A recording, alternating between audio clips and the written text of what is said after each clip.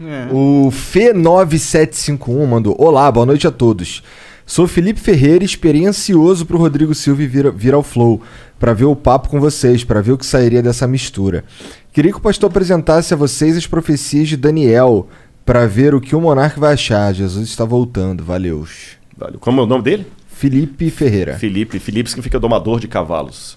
Já que o Felipe falou, Felipe era o nome do pai de Alexandre o Grande. É interessante que não vale Rodrigo, nada. E Rodrigo? Rodrigo significa... Rodrigo vem do saxão. Rodericum. Significa aquele que é rico em glória. Eita! Tanto é que as línguas saxônicas, como o alemão, como o inglês, o nome Ricardo vem da mesma raiz. Fala rich, rico, Richard. Pode crer. Né? Bom, vamos lá.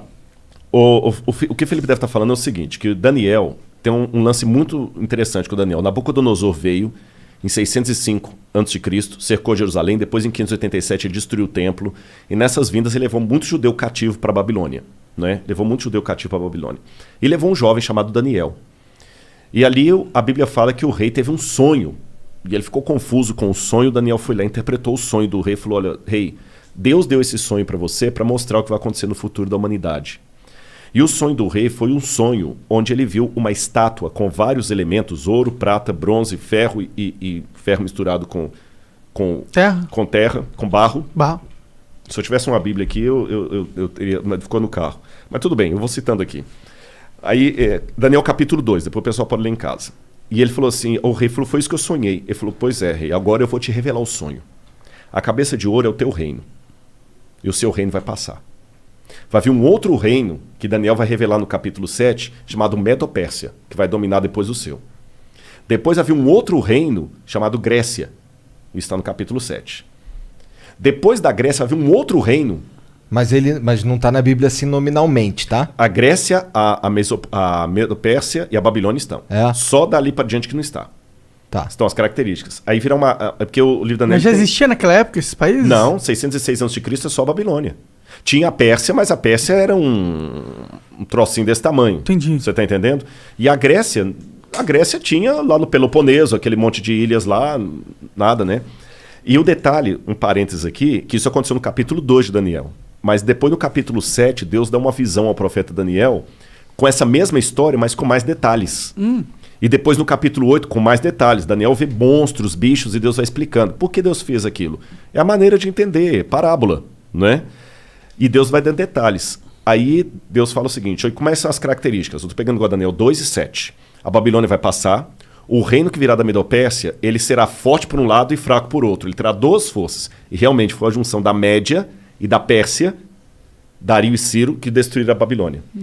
Quando fala da Grécia, fala da Grécia de um único rei que ia dominar o mundo, mas ele mesmo se autodestruiria.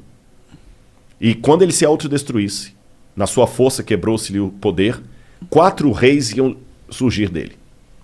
Aí quando você chega no período aí você tem então 606 a.C. a Babilônia. Em 538 a.C.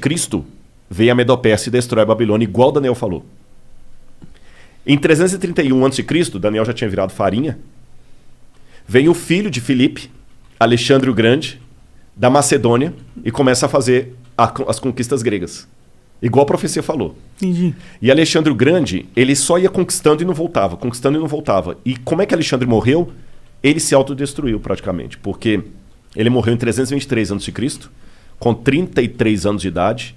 Aí tem algumas versões, alguns acham que ele contraiu febre tifoide na Índia, outros acham que ele resolveu beber uma taça de vinho para cada ano da vida dele. Eu sei que na sua força ele se quebrou. O reino de Alexandre não foi dominado externamente por ninguém. Ele mesmo morreu. E ele não deixou descendente, porque ele tinha um filho com Roxane que foi morto. E aí, o que aconteceu depois da morte de Alexandre? Lembra a profecia? Depois que esse rei se quebrar, vão vir 4 no lugar dele repartindo o reino.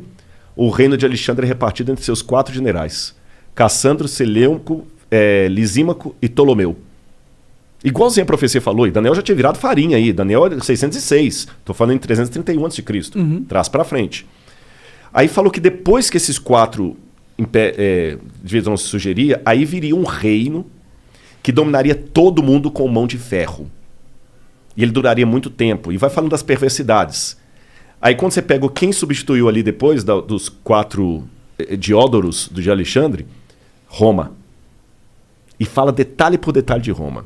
Aí quando fala dos pés em ferro com barro, fala o seguinte: esse último reino será o último reino da terra. Ele não será um reino mundial como os anteriores.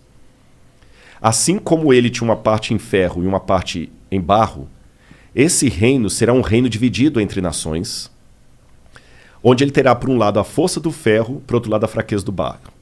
Durante muito tempo, essas nações tentarão se unir por acordos, contratos e casamentos. Mas assim como o ferro não se mistura com o barro, eles não se unirão. Aí quando você continua estudando a história geral, o que acontece em 476 d.C.? Cai o Império Ocidental Romano. E ele é dividido entre as tribos bárbaras que atacaram Roma e que viraram os países da Europa Ocidental hoje. Que durante toda a história da Europa ficou fazendo o quê? Tentando se unir. Através de casamento, por exemplo. Dom Pedro I era filho de Carlota Joaquina. A esposa dele era princesa da Áustria. Tá certo? A Rainha Vitória chegou a ser chamada de vovó da Europa, porque ela tinha parente em todo lado. Lembra que o que casou com a Elizabeth agora, ele era de sangue alemão e estava na Grécia. A Europa toda tem parentes e eles não conseguiram unir a Europa. O que Napoleão tentou? O que Carlos Magno tentou fazer? Unir a Europa, ele não conseguiu. O que Napoleão tentou fazer? Unir a Europa, não conseguiu. O que Adolf Hitler tentou fazer? Unir a Europa, não conseguiu. Mercado como europeu, unir a Europa, não conseguiu. Agora o Brexit. A Europa pensou que rachou de novo. E a profecia falou que esse reino seria um reino dividido até o fim, quando então virá uma pedra do céu, que é a volta de Jesus. Eu dei um panorama assim rápido, sabe? Então acaba com o cometa. Não, aí é um símbolo da volta. Não é um asteroide. Fala que é uma pedra como se fosse tirada uma montanha. É um símbolo da intervenção divina na história. Entendi. Nos dias desses reis. Então, cara, é muita coisa coincidindo assim que você vai assim, pô, mas aconteceu ao pé da letra. Esse é só um exemplo. A Bíblia está lotada de profecias. Não são profecias como música de Roberto Carlos quando você está na fossa. Qualquer uma conta a sua história. Você entendeu? Não tem música assim. Qualquer uma conta a sua história. Você tá lá, tomou um pontapé no traseiro da menina, parece que a música foi feita para você. Sim, histórias que são arquétipas. Não, tipo não é o caso. Do herói. Isso aqui é... Histórias que se repetem na humanidade. É muito legal. E eu vou fechar essa resposta aqui, que foi só uma pincelada que eu dei, né? Durante muito tempo, muitos pensavam que tudo de Daniel era um mito. Por exemplo, se você conversasse com um cético no século XVII, XVIII, até o início do século XIX, ele dizia assim... Daniel não foi o cara que leu umas paradas que foram escritas na parede com sangue? Foi o Belsazar, que era o rei da Babilônia. Eu vou falar dele na arqueologia. Olha que interessante. Segura que eu vou falar dele. Um cético, até por volta de 1820, ia falar com você assim: livro de Daniel é todo mito, bobagem, nada disso aconteceu, porque a arqueologia não existiu Babilônia. Pelo menos o grande império da Babilônia não existiu. Você vai no rio Eufrates de fora a fora e não vê nenhuma Babilônia ali. E a Bíblia e Heródoto falavam que a Babilônia, o rio Eufrates cortava a cidade, igual o Tietê e Pinheiros corta São Paulo. Aí você vai Tietê de fora a fora e não vê rastro de cidade. Até que, em 1899, um pouco antes, a Layard começou a explorar algumas coisas e ele conseguiu encontrar tijolos com escrita estranha, que foram decifradas e descobriram o nome de Nabucodonosor. Eu mesmo tive a oportunidade de traduzir um tijolo com escrita cuneiforme. Tem um artigo publicado disso, pela USP, inclusive. Que foda. Onde eu estudei e achei o nome de Nabucodonosor. Vou contar desse tijolo para vocês daqui a pouquinho. Provou, então, que, o Nabucodonosor existiu. Mas até esse achado de Layard, falar de Nabucodonosor era algo tão ridículo na academia como falar do rei Arthur. Provou que Nabucodonosor existiu. Em 1898, 14 anos depois disso, Robert Coldewey, um arqueólogo alemão, descobriu na colina de Hilá a Babilônia. E o rio Eufrates estava desviado, por isso que ele não passava dentro da cidade. Entendi. Então já provou, Nabucodonosor existiu, a Bíblia estava certa, a Babilônia também existiu. Aí, depois descobriram, quando decifraram a escrita cuneiforme, o neo-acadiano, a lista dos reis da Babilônia. Aí veio o Belsazar. Porque, segundo a Bíblia, o rei que estava no poder, quando os medo-persas atacaram a cidade, o rei da escrita na parede lá que se falou, chamava-se Belsazar. Só que quando você pegava a lista dos reis da Babilônia, o último rei era Nabonido. Então, peraí.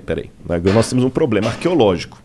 A lista oficial da Babilônia, quando colocava os reis inteiros, o último foi Nabonido, não teve nenhum depois dele. E a Bíblia fala que o último rei era Belsazar. Aí muitos críticos falaram, tá vendo? A arqueologia desmente a Bíblia. Até que William Talbot estava trabalhando nos porões do Museu Britânico e ele descobriu um tablete que foi traduzindo as orações de Nabonido, as crônicas de Nabonido. E lá nas orações de Nabonido, ele pedia aos deuses, ao deus Marduk, que protegesse o seu filho primogênito Bel-Uru-Achar, que é Belsazar. Aí o Talbot, pô, caraca, bicho, o Belsazar da Bíblia existiu. Mas mesmo assim os críticos falaram, calma, isso não prova que a Bíblia está correta, porque a Bíblia coloca Belsazar como o rei da Babilônia. A única coisa que a arqueologia provou é que existiu um filho do rei chamado Belsazar. Só que mais tarde descobriram outro pedaço de tablete. Quando eu falo tablete cuneiforme, é aquelas pedacinhos de argila com escrita. Sim. Aí trazia o que aconteceu. O Nabonido não ficava em Babilônia a maior parte do tempo, ele ficava no oásis de Teimá. E quando os medo-persas atacaram a cidade, ele estava em Teimá, ele voltou desesperado com o exército dele, mas foi interceptado. E quem estava na cidade? Ali diz que estava o filho dele, Bel-Uru-Achar, que assumia o trono na ausência do pai. Entendi. E que naquela noite o filho foi morto, como a Bíblia fala. Agora olha que detalhe. Quando você vai no livro de Daniel, no capítulo 5, que conta essa história, o rei no desespero, quando ele vê a escrita na parede lá, que é a sentença de morte dele, ele chama os sábios da Babilônia para decifrarem, inclusive o Daniel, o profeta. Uhum. E ele fala com Daniel assim, Daniel, se você decifrar a parede, eu farei de você o terceiro no meu reino. Está assim na Bíblia, farei de você o terceiro no meu reino. Agora faz sentido por que a Bíblia diz que ele prometeu o terceiro lugar. É porque ele mesmo... É o segundo. É o segundo. Cara, então você vai pegando esses detalhes, é incrível, incrível. E quando eu traduzi, por exemplo, esse tijolo, que hoje está no Museu do NASP, eu sou o curador de um museu de arqueologia lá, Da hora. e eu fiz a datação com a USP, a gente datou o tijolo por termoluminescência. Porque eu fiz primeiro a tradução do acadiano, e eu achei o nome de Nabucodonosor e do pai dele, Nabopolassar. Eu traduzi a publicação, publiquei a tradução, e depois no IPEM, a gente foi fazer a datação ali com o Casimiro Munita. É aquele negócio, a gente cruza dados, contas... Eu não sou da área da química, mas aí a gente faz pares e publica artigo científico junto. Ah. Aí, quando fizemos a datação, a data da USP de termoluminescência deu 300 anos antes de Cristo para o tijolo, que eu traduzi. Da hora. Mas não foi da hora, sabe por quê? Não, porque Daniel era de 600 e pouco. 600. Ah. Eu tô com um hiato de 300 anos aí. Entendi. Aí, eu quebrando a cabeça, o Casimiro falou, não, Rodrigo, calma, não fica desesperado, não. Aí é a hora do cara explicar a área dele, que você não conhece. Aí o Casimiro me explicou assim, doutor Casimiro Munita, do IPEM. Ele falou assim, Rodrigo, a gente consegue, pela termoluminescência, datar a última queima da cerâmica. Então essa cerâmica pode ter 2.000 anos. Mas se ela sofreu um incêndio 300 anos atrás, ela vai dar que tem 300 anos. Entendi. Porque eu tô datando a queima dela e não a primeira queima. Uhum. Se você coincidir de ela não ter passado por nenhum incêndio, você vai estar datando o dia que ela foi levada ao forno. Uhum. Mas se ela teve um incêndio depois disso, zera. Eu falei, então bingo. Ele falou, não tem nada na história que mostre. Eu falei, bingo. Aí eu lembro que por estudar as profecias de Daniel, eu fui estudar bastante as conquistas de Alexandre, e Alexandre colocou fogo no templo de Eságuila, na Babilônia, e depois manda reconstruir. A gente deduz que foi Alexandre. Alguns têm a dúvida se foi o Alexandre ou se foi o Ptolomeu, que botou fogo, não Lisímaco, corrigindo, que botou fogo no Entemenac. Isso foi 300 anos de Cristo. 300 anos de Cristo. Então eu falei, bingo. E o único prédio da Babilônia que foi incendiado e por isso reconstruído foi o templo do Entemenac. Você está entendendo? O único. Aí eu falei, então agora eu sei, a data que eu tenho é a data do incêndio da época de Alexandre. E agora eu sei, dentro da Babilônia, de onde veio esse tijolo. Dentro do templo. Aí eu fiquei emocionado, gente. Vou falar com vocês por quê. Porque aquela inscrição que eu traduzi era uma inscrição pública. É igual você tem na Flow que estava na parede ali embaixo e tudo, é uma inscrição pública, né? E aquela inscrição pública estava no templo do tesouro do Nabucodonosor. E a Bíblia fala que quando ele levou os utensílios de Jerusalém para lá, para humilhar os judeus, e para lembrar o início da nossa conversa lá do podcast lá atrás, que eu falei que Jeremias falou, Deus vai trazer os babilônios, porque vocês não estão obedecendo a aliança, Deus vai tirar a proteção dele, já que vocês estão procurando outros deuses. O Daniel viu os utensílios sagrados do templo sendo levados pelos babilônios lá para a Babilônia. E segundo a Bíblia, guardados na casa do tesouro do Deus. é provável que esses tesouros ficassem dentro do templo do Entemenach. Porque o Nabucodonosor dos babilônios, eles tinham o costume de fazer uma espécie de museu, antes dos museus, de guardar artefatos de espólio de guerra dentro do templo. Pode crer. Então Daniel leu com os olhos dele aquela inscrição que eu traduzi. Ah, pode crer. Agora ele leu com que espírito? Humilhado.